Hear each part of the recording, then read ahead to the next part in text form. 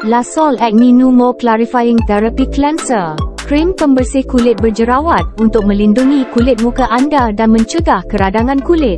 Unsur termasuk daun tea tree, terdapat anti radang, merawat pori-pori, merawat jangkitan kulit, rawatan jerawat.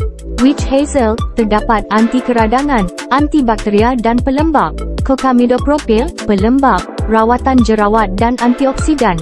Citrus aurantium amara extract, terdapat penjagaan liang, anti keradangan, menenangkan, rangsangan kolagen.